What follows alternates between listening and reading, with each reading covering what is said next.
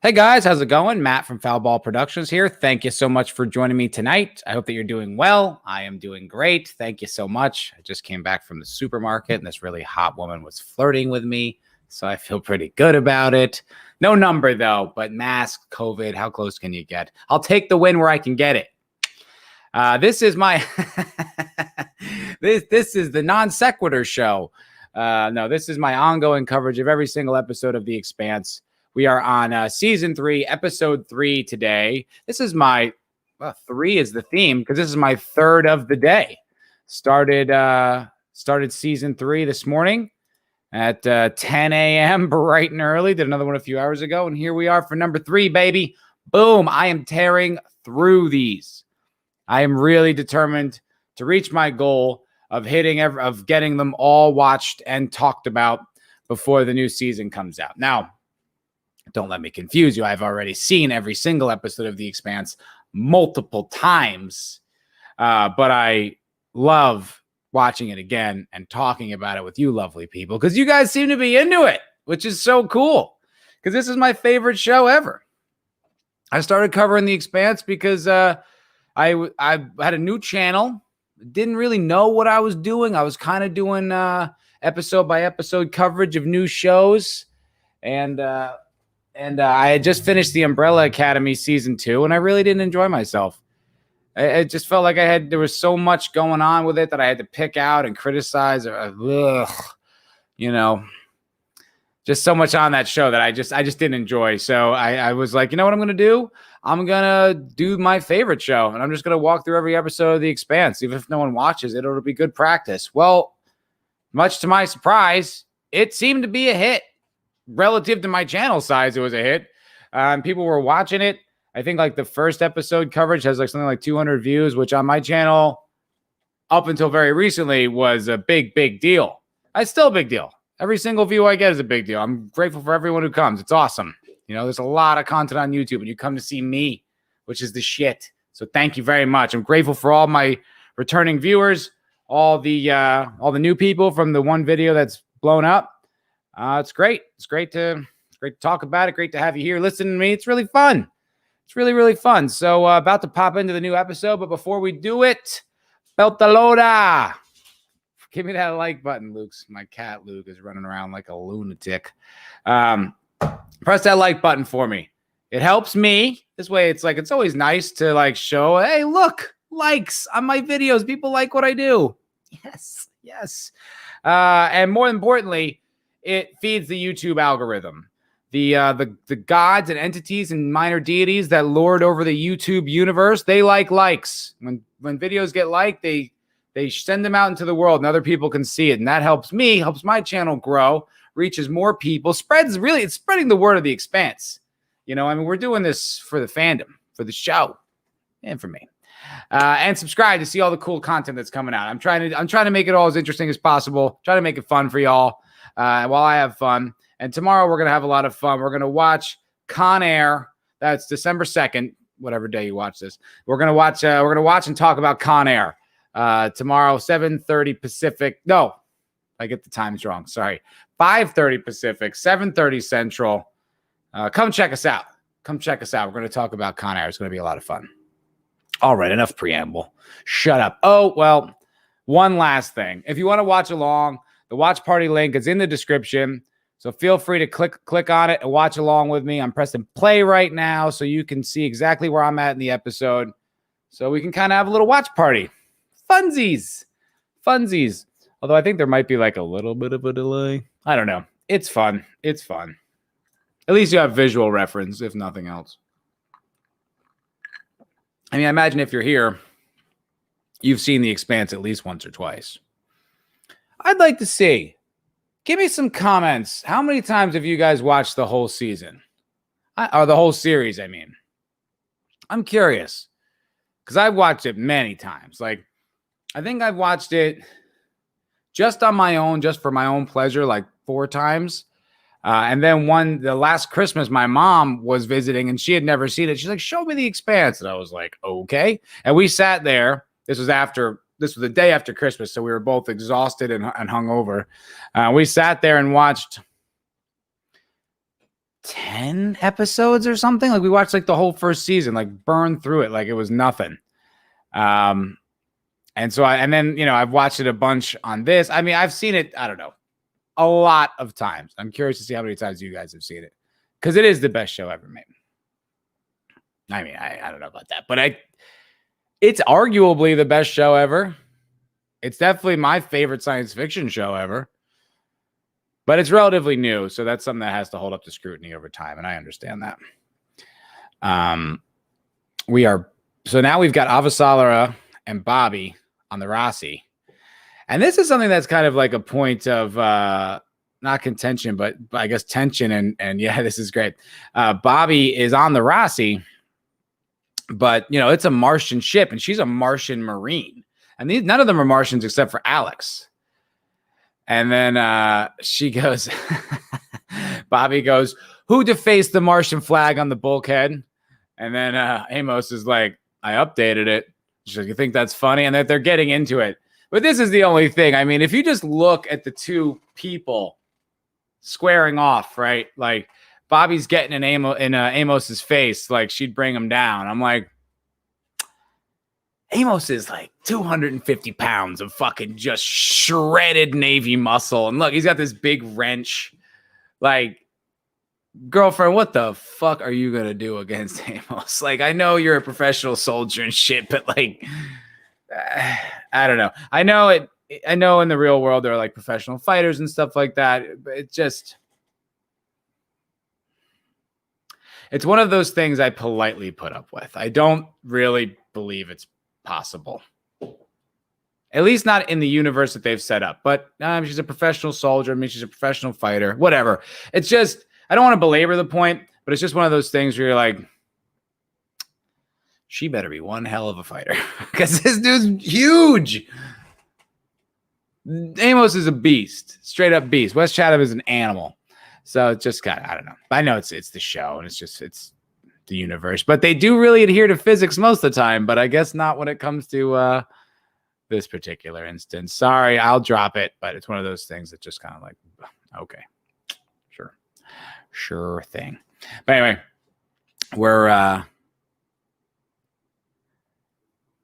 we've got this new crew, this new bonded crew, and Bobbie and Avasarala. Well, Avasarala's out.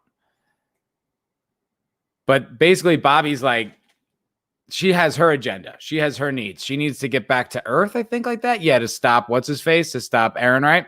But Holden and crew are like, hey, we're going to Io. Like, all due respect, this is what we're doing. You can take the Razorback, get out of here. No one's keeping you here. This is what we're doing. Come with us or don't. I like that Holden has kind of taken his resolve, that resolve that he had, like, oh, this is really cool. That resolve that he had in the last season that was just kind of like driving him. And he was going to just destroy the proto molecule. But now he's taking it. It's just like he's got the similar drive, but it's more grounded. It's more like human. It's more like we're going to help Praxton save his daughter. And that's that. And I like that. It's like, it's not cruel. It's not like viciously uncompromising. It's just like, this is the right thing to do, and we're going to see it through. And I like that. Now, this is pretty dope. We're talking, we're in the UN, and they're talking about these spy platforms that the Martians have, like, all set up around Earth, and they're nuclear. I'm going to get that word right. I swear. They've got like a bunch of nuclear warheads. And it's like these missiles are so cool. There's like one giant missile, and then they spread out, and like 10 other nuclear missiles like can attack Earth. They're first strike weapons platforms, but they're hard to track. They don't know where they are. Like, they don't know where to find them. And Aaron Wright has this big plan to wipe them out, to get rid of their first strike capability. They're going to use rail guns on Earth to take all these platforms out at the same time. But the problem is, if they launch the attack and they don't hit all of the weapons platforms at the same time, they can get one of the nuclear missiles off and destroy Earth, or who knows how many, I mean, not destroy Earth, but destroy Earth cities. They could definitely land a devastating attack. So the tension is high, because if they fuck it up, who knows how many, countless dead. And as you guys probably know, it doesn't go great. It doesn't go great. It's really interesting. I mean, the amount of stuff they cover on this show, like a nuclear attack on Earth soil, spaceship battles, aliens, planetary, mining operations in the asteroid belt, all this really interesting, I don't want to say tropes, but just avenues to explore, things to explore. Just so interesting. So interesting. So the UNN, Agatha King, is picking up Cotillard and that poor electrician named Theo. That's his name. His name's Theo. And they're going to get picked up. And Admiral Souther is the one on the boat, on the ship to get them. I really like this character. He goes back to season 1 where he, what's the word? Advised Avasarala at one point, like kind of helped her, even though he didn't like her at all. Oh, no. Yeah. Didn't like her at all. He eventually, he gave her insight and coached her because he's a good guy. And he stands up for Avasarala in this season too. Like, he hates her, but believes that she's a patriot. So he doesn't he's a principled character too. And I like that about this character. I like the fact that I like that. Like, I'd like to see a character, just like I'd like to see a person, like a real human being, like who can not like someone, but agree with their principles or know where they're coming. Like, know that you're a good person, even though I don't like you. I don't like you, but I know you're a good person. Like, I like that. I think that's really interesting. Yeah, poor Theo. So they're back on the lifeboat with Cotillard and Theo, the electrician from Jules Pierre Mal's ship. And Theo's like freaking out. He's like, okay, here's what we'll tell him this story. We'll tell him that story. I don't know what to do. And Cotillard's like, no, here's what you do. You just relax, take a deep breath. It's all going to work out. And then Cotillard just chokes him to death. Oh, it's brutal. And he goes, and he's killing him. He's like, I'm really sorry. Like, the sincerity in his face when he said that was really intense. Oh man, that's cool. Okay, we're on Io. The exterior of Io, and having Jupiter in the background is like the landscape, if you will. Ooh, that was really pretty. That was really interesting looking. Yeah, that was nice. It distracted me, but just say the whole moment with Cotillard just killing that guy was brutal. It was just, he just had like such sincerity in his face. He just had to kill this guy. And he's like, I'm really sorry. Like, he really meant it as he's murdering this poor guy. I guess it's like the right thing to do for the solar system.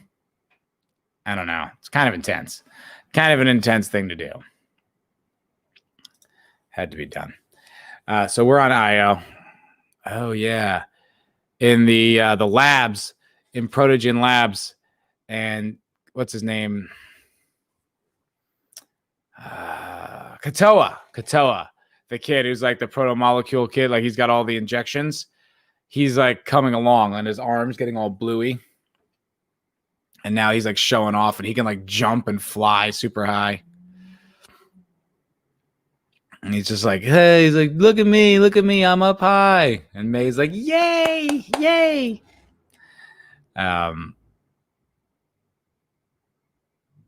It's so interesting. Like, did they have any kind of an inkling that like giving these kids this proto-molecule would improve them? Was it just a guess? Were they hoping it would work out? I don't know. Did turn them into something though. Turns them into monsters. I wonder what the purpose of that is, like from the proto-molecule standpoint. Does it just turn them into like another arm, another entity of the proto-molecule that'll ultimately serve the proto-molecule's purpose? Or Is it something they didn't anticipate? Because we didn't see proto-molecule soldiers like on Eros, right? Them being exposed to it didn't turn them into soldiers, like in the super soldiers. But it did, like, you know, obviously when the kids get the injections or whatever, like maybe because it's slow and controlled, the body can harness it. Maybe it's like the guidance of the doctors who give, like, maybe they give other drugs to like slow the other negative effects. I don't know. I don't know how that works. It's pretty interesting though. It's pretty interesting.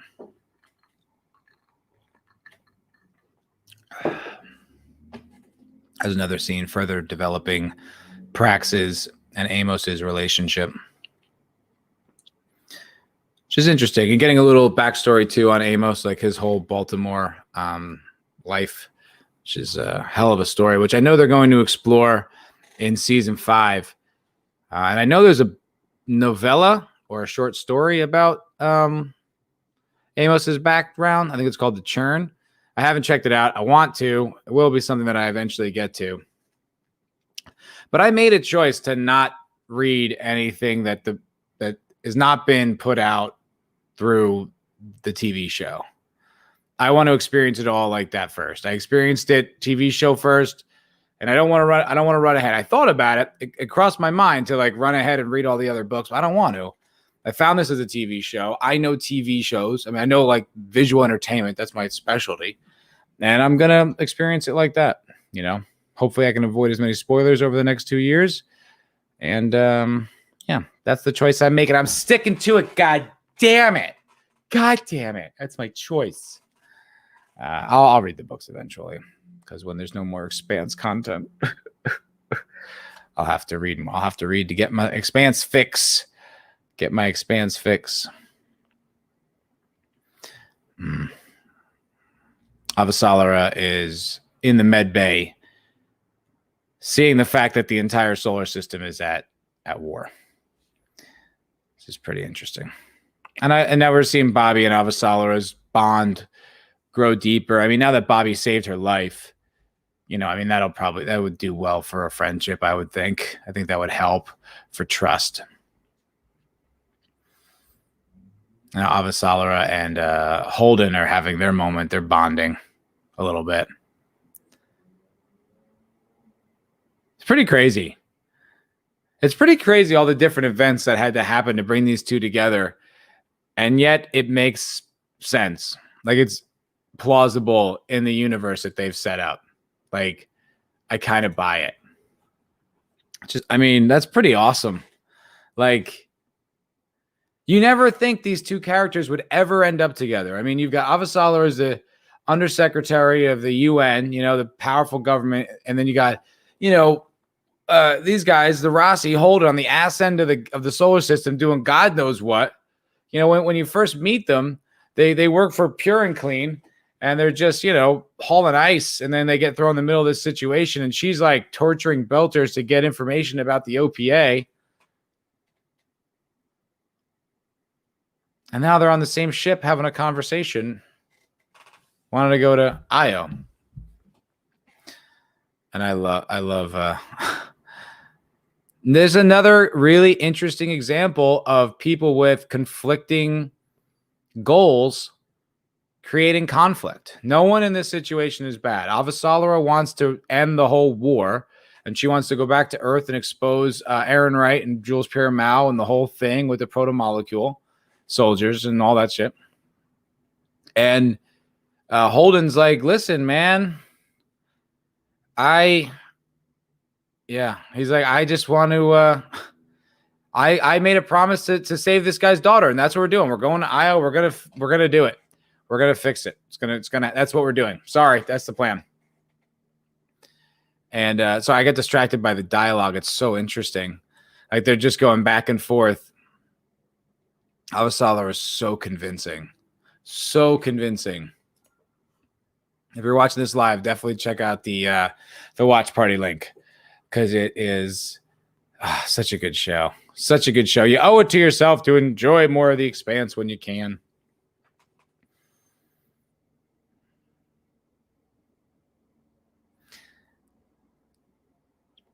Holden. I like his kind of anti-government principles and his like disillusionment with like any kind of power structure. He's just like, you're all full of shit. I mean, no one's ever really going to do anything good for anybody. So I'm going to do what I can and you idiots can fumble about. I don't really care. I like that. It's kind of like a nihilism, but like an optimistic nihilism, you know?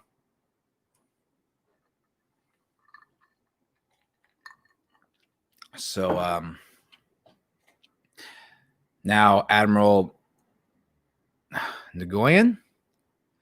I've seen this name before. I don't know how to pronounce it, but he's basically like be the chief secretaries, like the Joint Chiefs. He'd be like one of the Joint Chiefs if this was the United States military structure. He's about as high as they get in the Navy, and he's on the Nathan Hale. He's like taking the bridge over Admiral Souther, who got demoted. He was in those rooms, but he got demoted for contradicting the powers that be. And now like Nguyen thinks that he owns this motherfucker. And he's just like, hey, let's keep this on the down low. It's all secrecy and this, that, and the other. But Souther is a decent man. He's a genuinely decent man. So eventually they become at odds with each other. Dude, that was so cool. In the back of the room, so they're going to interrogate Cotillard. He's tied. He's like in the medical bay, but like handcuffed to it. But in the back of the room was a Earther Marine, like a UN Marine. And it was so cool how he had like a version of power armor, but it wasn't like the Martian power armor. Obviously, but it's just the fact that they took the time to make that detail and put all that time in there and give it like a different, like a different cultural feel. I love details like that. And even this like,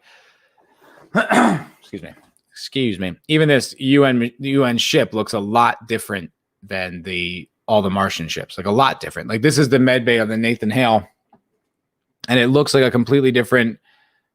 It just looks a lot different than the Martian one, which it would, and it gives you. It's a really nice visual touchstone. Like sometimes you don't realize how many visual cues you take as a viewer, how much of that stuff's just like it's subconscious. You're not fully aware of it. Like establishing shots and certain things that just sort of like these cues that just tell you where you are and it without really consciously thinking about it. So doing that with like these sets, it really just reinforces that stuff. And then it really feels like UN, like you feel a distinct difference between the factions. It's even got like a blue light, whereas the Martians kind of have a red light. And it's really subtle. I mean, it's almost just a blue filter over everything on this shot. Like it just works. It's like blue, the UN, red, Mars. It just reinforces the difference. It's all these little things, but you feel it. And it doesn't feel heavy-handed, that's the goal. That's the goal. Storytelling without telling.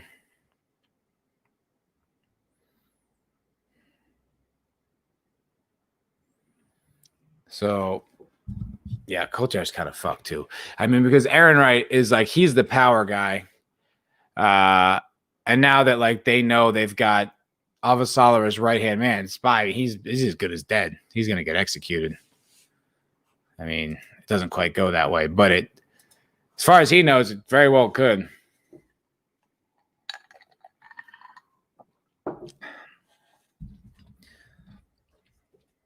So they're working on the speech. Reverend Dr. Anna Volovodov. I'm trying. And Secretary General Gillis are working on his speech.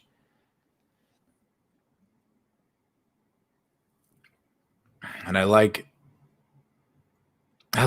really like this subtle,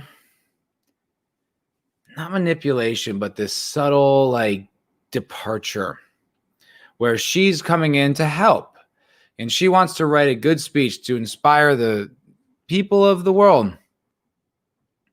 And he's kind of an idiot. I mean, he's sort of a puppet. So he's doing what he needs to do and she's trying to help him.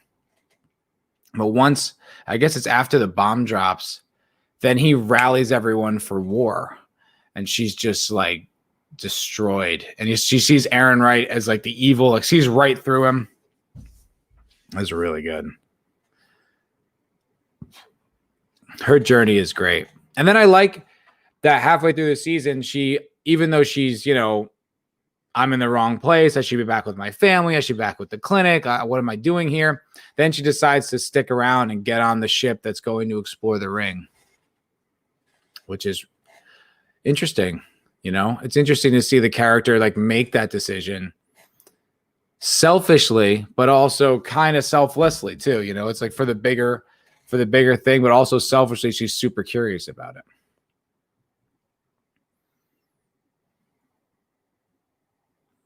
She does kind of purse her lips a lot. Kind of a lot of tension in her lips. I don't know. It's character. She sort of seems a little uptight as just a character. So it's all choice. It looks like. I don't know. Anyway, it works, whether it is or it isn't. This is an interesting little subplot. So May and Jules Pierre Mao are becoming like kind of close. Like she becomes a surrogate daughter to him a little bit. And it's this great thing. Like at one point, he starts to look at them. He's like, what are we doing? These are kids. Like, we're stopping this. And he's like, I already lost my own daughter for this and this, that, and the other. And then I forgot what evidence is shown to him by the other scientists or something, that some like giant thing happens or whatever. And Jules Pierre Mao, like immediately, all that humanity is gone. He's like, you're 100% right to continue without my approval. Like all this shit. It was just like, Jesus, man. He didn't give a fuck. Cold-hearted, dude. It's cool to see people like that too. Like it's like almost like they're not even bad people. It's just that they have like defining moments that kind of characterize their impact. You know what I mean? Which is kind of like the difference. It's not like everything he does is I am evil, I am bad, I make bad things happen. It's just that he has his interests and his humanity, and then his interests like will override his humanity and then have like terrible impacts for people. And like, therefore he's evil, but he's not like, oh, got a pitchfork and money, people, money, I mean, that's brilliant because ultimately you still have the impression that he's a bad guy. You're not like, oh, he wasn't so bad, killing everyone on arrows and using children as guinea pigs to make super soldiers. I mean, he's misunderstood. You're like, that's all definitely bad, but you see his humanity too. Which is really important because I've seen people say that, like, should we really like humanize like such and such villain group? And it's like, yeah. In order to understand them, in order to understand how that's a human characteristic and it can happen to anybody, you need to understand like why a person does things like that. Yes, absolutely. You really should humanize people. I thought you guys were all about empathy. Well, not if I disagree with you on political things. That's a whole other tangent. I won't go down. I will stay on this here. I will talk about the Expanse. Oh, we're back at the weapons platform thing. See? More cool shit that they throw in there. Weapons platforms with giant nuclear missile bombs. Did I say it right? Did I say nuclear or nuclear? Nuclear. I don't know why. I'm like George Bush. I just say it wrong. I'm sorry, guys. Yeah, this is so cool. And now they've got those railgun platforms. This is really interesting, too. So the Secretary General is faced with this decision. Fire up these giant railgun platforms and hit all of the Martian first strike capabilities right now because they're at war with them. So it's like, this is a way we're going to get back at them, right? Wipe them out. Do that, and there's a little chance that it might not work. And then it's like, also, but it's an antagonizing move. Do I really want to make it? And he's like, nah, wait until it's 100%. So they power him up and they power him down. Then they get it to be 100%. And he's like, okay, now do it. And they do it. And that waiting, that hesitation is what cost millions of lives on Earth. because they like couldn't get the last shot off. It's really interesting because it's human to wait. Like that's almost like the wise thing to do. That's like the human thing to do, to be 100% sure. But the thing is, if he was more cutthroat, he would have saved more lives. So interesting. So interesting. I mean, there are things you can critique about this show, I guess, but I really think it just comes down to subjective taste, because I don't think there's anything about this show that's objectively flawed that's of importance. Like, I think the acting is objectively very good across the board. The writing is exceptional. The special effects look great. The set design is incredible. The costumes, props, I mean, it all is brilliant. It's all really, really well done. But more importantly, all those things work together. Like the vision of the showrunners, it's tight. You know, all those fibers create a really elegant braid. And, you know, like I said, you can not like it if it's not your taste or if it's too dense, but objectively, I can't see how you could say that there are legitimate flaws in this show. I'd love to hear what the arguments are. I'd love to hear what they are. I can tell you I probably won't agree with them, but I'd like to hear them because I don't know. Maybe I've got a blind spot. Maybe I just enjoy science fiction so much. I don't know. But I mean, people didn't get The Wire when it was on. And that's genius. You know, that's about as good as writing gets. People didn't get that. So, I mean, it makes sense that they wouldn't get this. I just don't get it. I just don't understand how this isn't the biggest show ever. It doesn't make any sense to me, yo. But whatever.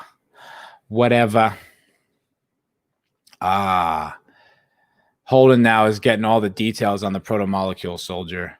He's like what they were tracking down. And oh, yeah, and he gets to brag that he killed one. That's right. Oh. See, there's so much going on with this show, I forget. Avasarala just says she thinks... Oh, this is pretty cool. She thinks what Aaron Wright's plan is to use the proto-molecule soldiers to lay waste to Mars. And then Holden shows all the footage of how they killed the proto-molecule soldier, which is pretty cool. It's pretty dope. And he's saying they think that they're creating the hybrids on Io, and that's kind of what they're going for, which I love that they both kept that from the other. So great.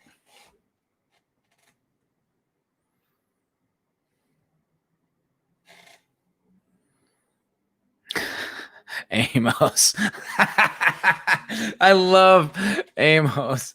She's great. She goes, what do you intend to do when you get to Io and you find, like, you know, science records and data stores and, you know, scientists and so on and so forth? And Amos goes, well, we shoot the scientists and nuke the rest. Cut and dry. No gray for this man. I love him. He's so just... I sometimes like that simplicity is really refreshing, you know?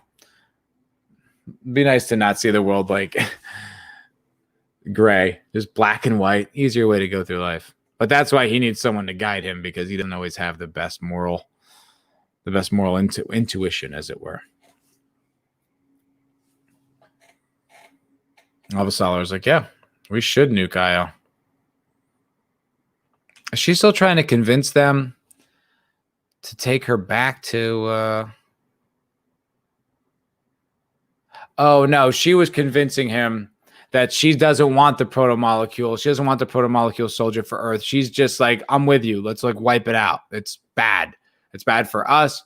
It's bad for it to exist. And it's so interesting because it's kind of not necessarily an evil entity, right?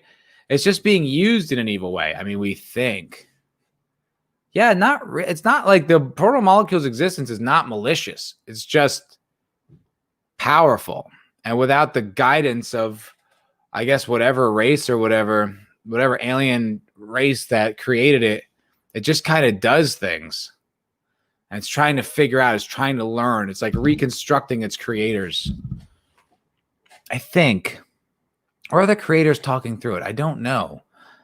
Is there like DNA of the aliens like in the proto-molecule? It's just kind of recreating like one of them like up? I don't know. I love not knowing because it's so curious. There's just so much to explore and wonder about and think about and like imagine and theorize. It's such a really well-conceived universe. It just gives you so many different potential realities and outcomes and stuff like that. I love that. Because it also gives you enough satisfaction. Like the whole show does not hinge on knowing what the proto-molecule is. It's important that you understand what it does at times and, you know, like that it exists and how powerful it is. But like its origin and nature, it doesn't really like you watch the characters in this show struggle to understand that same thing. And therefore it's compelling drama. You know, you don't need all the answers to get it. I mean, for most of, you're in the dark with a lot of stuff for pretty much all of season 1 and a lot of season 2 and 3.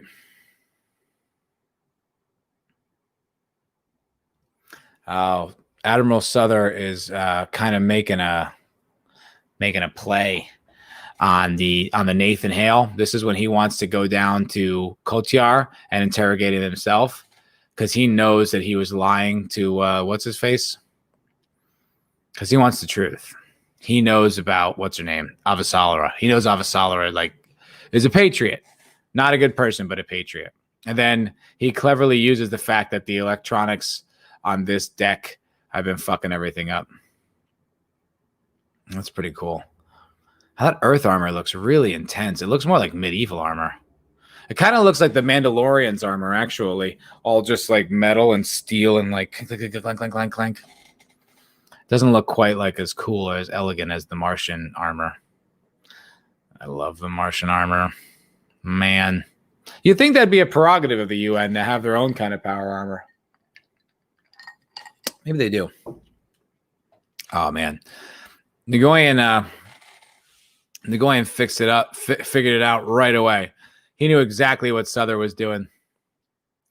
He figured it out. He sniffed out that rat right away. It's where they say, like, the people who are, like, thieves are the most concerned with other people stealing. It's like him. Like, he's just, like, he's missing. He must be up to something because I would be up to something. And so Souther comes down and he gets the true story from Kotyar. This show has got... the writers and the show itself have got good... like their ethics, their values, their principles, I like. Loyalty, like service, you know, selflessness. Like these, I think these are the true virtues of this show. Friendship, you know. But that doesn't mean simply because you possess those values, everything's going to work out for you. In fact, on this show, a lot of times, like, it's almost like your downfall. Not quite as dramatic as on Game of Thrones, like where you would just have like nobility and then that could potentially fuck you over. But like it's, you know, Holden, like the way he acts sometimes, you know, like just too righteous, too positive. It just, you know, he's just a naive. I love that. It's really interesting.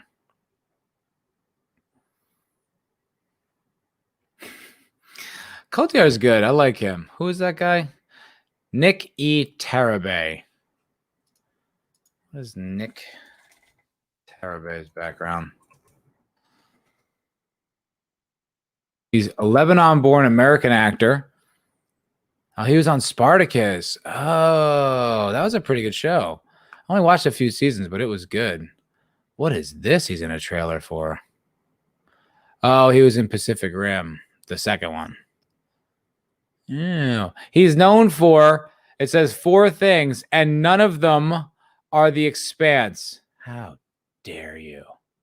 How dare you? The Expanse, consarn it. Greatest show ever made. He's not known for it. The audacity. The audacity, I tell you. So this is they're firing the weapons. They're firing those badass railgun platforms at all the Martian spy satellites with their nuclear capabilities. Oh, 5 showing failure to launch. There's a lot of fuck bombs in this show, which is like a Sci-Fi network show. It's nice to see. I mean, it's Amazon now, but it was Sci-Fi, and they finally let it go. 5 didn't fire right. Boom. So they destroy one platform, which looks awesome. They got 1. They got 2. Scratch 2. Scratch 3. Scratch 4. But 5. Oh, 5 got 1 away. Scratch 5. But they're all like happy. They're all celebrating. They got a confirmed launch from target 5. They got 1 off. Oh, shit. Like, could you imagine the tension? Like, oh no, there's a nuclear bomb coming to Earth. What do we do? And so, I mean, it's really dope. Like, the amount, they really could have laid waste to Earth easy with just like one of these platforms. There's so many missiles in each one of these missiles. Yeah, like, it just scattered off. There was like 25 of these missiles like dropped out, and they got all of them except for 1. Oh. Nuclear bomb detonation on the surface of Earth. Whoops. Impact in South America, tip of Amazonia. Closest city to ground zero is Gauss Mayor. Total population of the blast zone approximately 2 million.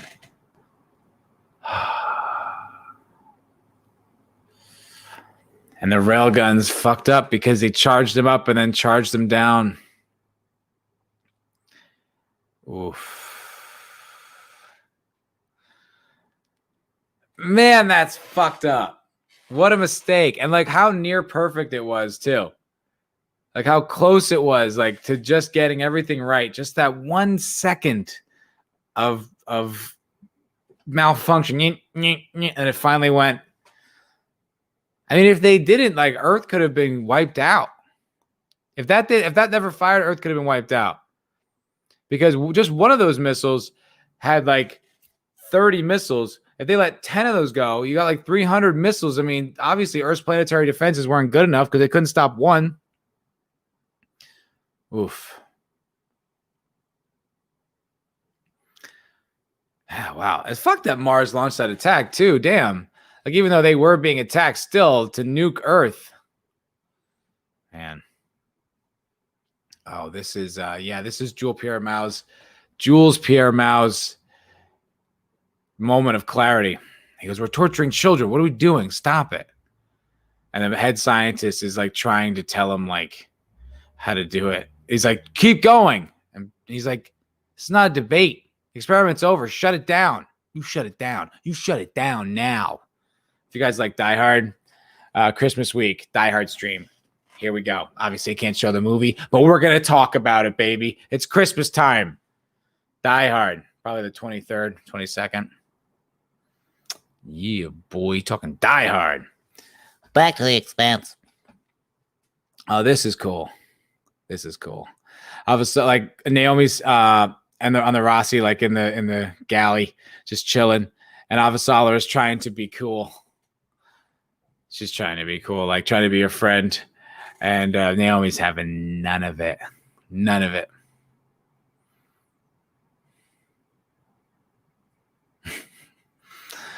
I like how she's onto her. Like she's onto her. Like she knows that Avasarala is deceitful. Like it's misplaced, like her suspicions, because Avasarala is not really doing anything bad. But like she knows she's lying. Like, she doesn't know how or why, but something's wrong. Avasarala doesn't give a fuck, though. She doesn't care. She goes, save your breath. We're not going to be friends. Avasarala goes, you're right. We're not going to be friends. Doesn't care. Doesn't care. Yeah. Oof. 2 million people dead. One impact. One. Oh, so bad. So bad.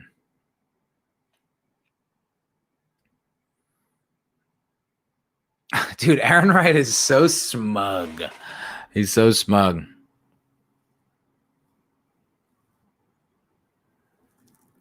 And he's trying to convince that it was the Secretary General's fault for wavering, which, I mean, it kind of was. It's not that he could have known, but he kind of has this smug smile on his face as he's delivering that news to this poor woman, the Reverend, who's like looking at all the people who are dying.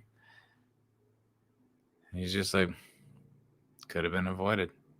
It's like, weird choice in the wake of 2 million deaths, dude. I don't know. It's smug smile is really the angle that's going to work. You know what's amazing too about this season? Like that, this is what, episode 3. And by the end, like, we're not even dealing with like the atomic bomb explosion on Earth. It's not even a thing. Like, obviously the impact of, in the universe will be dealt with forever, but it's like, we've got so much other things that end up happening. Like, the war ends between Earth and Mars. The proto-molecule soldiers are all wiped out.